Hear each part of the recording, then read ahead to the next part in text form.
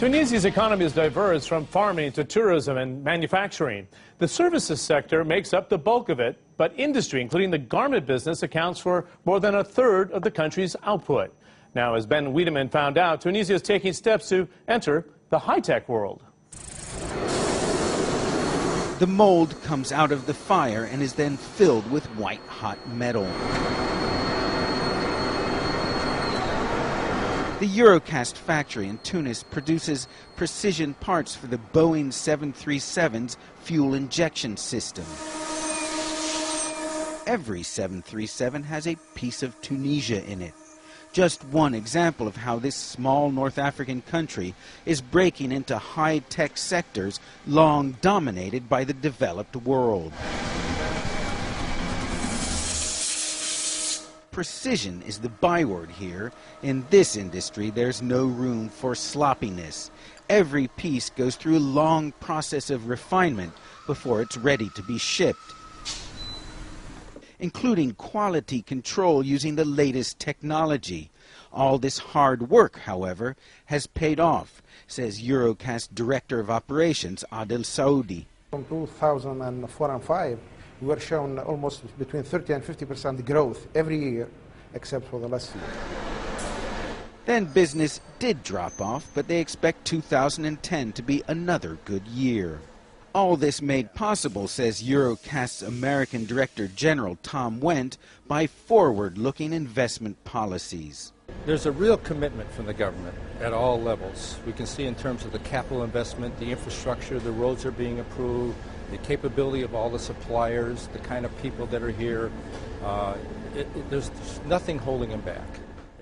At the La Telec plant nearby, it's all about wires, seemingly endless expanses of the stuff. It will all go into the Airbus A320, which contains a mind-boggling 500 kilometers, 310 miles of wiring. Here is the plant, and this is the cockpit. And in our plant, we are producing this rack, all this rack, and we are producing all this harness, yellow harness. They are going from the cockpit to the wings and in the bottom of the airplane. It takes 6 weeks of classroom instruction, 6 weeks of hands-on practical training, and nearly a year on the factory floor before these workers master this complicated task. La Telec ran into slight turbulence because of the world economic downturn, says CEO Hassouna Fatnassi, but now it's flying steady. We haven't been greatly affected, he says. We haven't had to lay off workers, though we briefly reduced the work week for some workers from 40 to 35 hours, but now we're back to normal. The real frontier in Tunisia's high-tech boom can be found at Telnet, a software development company housed in a futuristic headquarters. With clients including the U.S. government, Telnet is developing software for, among other things, biometrics, a booming business in an increasingly paranoid world, as Telnet marketing director Munther Mekni explains. And the new generation of biometrics is called the veins. The advantage of the veins are non-reproducible. Nobody can reproduce your veins. People can reproduce your fingerprints, but nobody can reproduce your veins. Telnet focuses on research and development for clients in Europe, North America, and elsewhere. They do the brainy stuff. Their clients actually make the product. We design the hardware, and then on top of the hardware, we design what's called the embedded software. So basically your client says, we want the following, and you have to come up with the real thing. Yeah. Whether it's state-of-the-art software or high-tech airplane components, Tunisia hasn't lost its heat in this long winter of economic discontent. Ben Wiedemann, CNN, for Marketplace Middle East, Tunis. And before we go, last week we took you from sand to snow, Riyadh to Davos.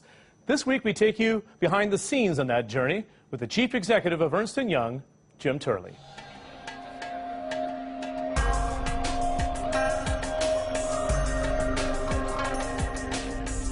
So we're on our way now from the Four Seasons in Riyadh to an airport. We're following our host, Jim Turley of Ernst & Young.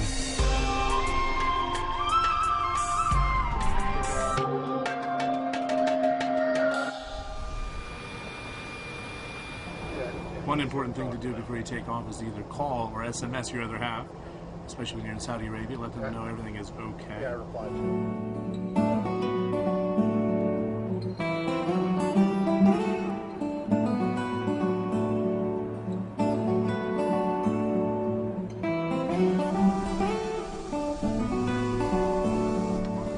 So this is the transition. It took us 5 minutes to get through customs, which is a distinct advantage, of course. And it's bloody cold. It's certainly colder than Riyadh. From the sun to the snow. Sand to snow. Sand to snow. You're right, both.